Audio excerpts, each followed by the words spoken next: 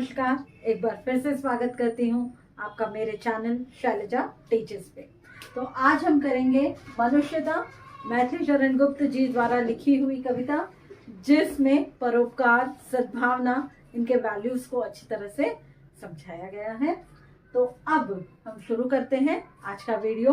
और video start करने से पहले आपको बता दूं, इस पोएम के, इस कविता के दूसरे वीडियोस भी हैं जो अवेलेबल हैं। आप उन्हें पहले चेक कीजिए और फिर आप इसको कंटिन्यू कर सकते हैं। तो आइए शुरू करते हैं। रहो न भूल के कभी मदांध तुच्छ वित्त में, सनाथ जान आपको करो न गर्व चित्त में। अनाथ कौन है यहाँ, त्रिलोकनाथ साथ है, दयाल दीन बंधु के बड़े विशाल हाथ हैं। अतीव भाग्यहीन है अधीर भाव जो धरे, वही मनुष्य है कि जो मनुष्य के लिए मरे। अब इसमें जो है मैथिली शरण गुप्त जी इस कविता के इस पद्यांश में ये कह रहे हैं कि हमें कभी भी पैसे में, सम्मान में, इन सब में ज्यादा हमें डूब के नहीं रहना चाहिए। इन सबको बहुत ज्यादा इम्पोर्टेंस नहीं देना चाहिए। पैसा जरूरत है, अगर वो जरूरत तक रहे तो ही ठीक है। लेकिन आप मदांध हो जाते हो, मतलब एकदम आप घमंड में आ जाते हो कि आपके पास बहुत पैसे हैं, आपके पास सारी सुख सुविधाएं उपलब्ध है, तो ये आपके नाश का कारण बन सकती है। सनाथ जान आपको करो न गर्व चित्त में। अगर आप सनाथ है, अर्थात आपके पास सारे लोग हैं जो आपसे बहुत प्रेम करते हैं, आपके लिए बहुत कुछ करते हैं, तो आपको गर्व नहीं करना चाहिए। हाँ, भगवान ने आपको ब्लेस किया है, आप उन लोगों के साथ प्रेम से रह सकते हैं। अगर आपके पास चीजें हैं, जरूरत की चीजें, तो उनका इस्तेमाल कर सकते हैं, लेकिन उसमें कभी मद में अंधे नहीं होना। मद में अंधा होना यानी अहंकार आ जाना, अहंकार नहीं आना चाहिए। और ना ही आपको आपके साथ सब लोग हैं ये सोचकर आपको कभी भी गर्व करना चाहिए। क्या करना चाहिए, क्यों, इसके लिए क्यों मना कर रहे हैं? वो पूछते हैं अनाथ कौन है यहाँ, यहाँ अनाथ है ही कौन? त्रिलोकनाथ साथ है, सबके साथ ईश्वर है, बस एक बार पुकारने की जरूरत है। तो अनाथ कौन यहाँ है, यहाँ त्रिलोकनाथ साथ है। त्रिलोकनाथ अर्थात भगवान आपके साथ हमेशा रहते हैं, इसलिए इस संसार में कोई भी अनाथ नहीं है। दयाल दीन बंधु के बड़े विशाल हाथ हैं।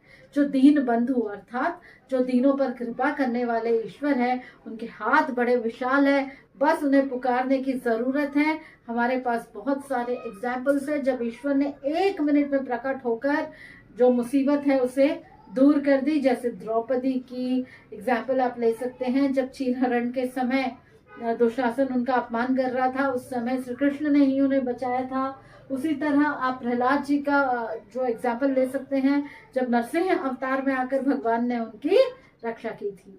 इसी तरह से कहते हैं दयाल दीन बंधु के बड़े विशाल हाथ हैं। दीन बंधु के हाथ जो है बहुत विशाल है, बहुत बड़े हैं, कभी भी कहीं भी कैसे भी कहीं से भी आकर आपको प्रोटेक्शन दे देंगे। कहते हैं अतीव भाग्यहीन है अधीर भाव जो धरे। और अगर आप वेल टू डू नहीं है, अगर आपके पास बहुत कुछ नहीं है, आपको भागना नहीं चाहिए किसी चीज के पीछे। हाँ, कोशिश अवश्य करनी चाहिए, मनुष्य की कोशिश बहुत इंपॉर्टेंट होती है, लेकिन किसी चीज के पीछे पागलपन ठीक नहीं। अतीव भाग्यहीन है अधीर भाव जो धरे। आपकी भावना में अधीरता नहीं होनी चाहिए कि अरे आज मेरे पास 4 लाख है तो कल 10 लाख होने चाहिए। इस तरह की अधीरता अच्छी बात नहीं है। आप जो है भाग्यहीन है, अगर आप अधीर हैं, अगर आप दूसरों की सहायता नहीं करते, आपके पास जो कुछ भी है उसमें ही आपको दूसरे की सहायता करनी है। अगर आप दूसरे की सहायता नहीं करते तो वो जो है गलत हो जाएगा, बिल्कुल भी इस तरह से नहीं करेंगे। नेक्स्ट जो है कहते हैं वही मनुष्य है कि जो मनुष्य के लिए मरे। आपको भगवान ने जो भी, जितना भी, जैसा भी, जो कुछ भी दिया है उससे ही आप अपने लिए भी इस्तेमाल करें और दूसरे की भी सहायता करें, क्योंकि इस कविता के अनुसार परोपकार और सद्भावना से बड़ा गुण कुछ नहीं। अब नेक्स्ट है अनंत अंतरिक्ष में अनंत देव है खड़े, समक्ष ही स्वबाहु जो बढ़ा रहे बड़े बड़े। परस्परावलंब से उठो तथा बढ़ो सभी, रहो नयों की एक से न काम और का सरे, वही मनुष्य है कि जो मनुष्य के लिए मरे। वो कहते हैं कि इस अंतरिक्ष में, इस दुनिया में बहुत देव हैं, देवता हैं जो आपकी मदद के लिए हमेशा ही तत्पर हैं।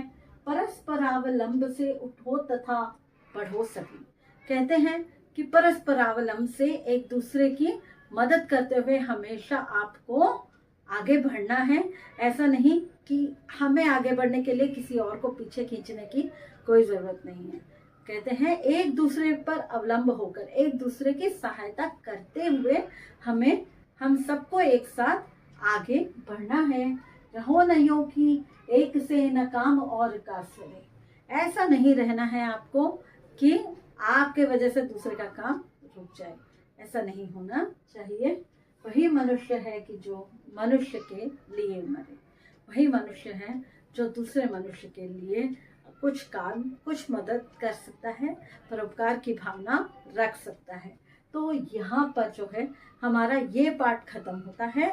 अब जो है आपको हम मिलेंगे नेक्स्ट वीडियो में दूसरे पार्ट के साथ। धन्यवाद।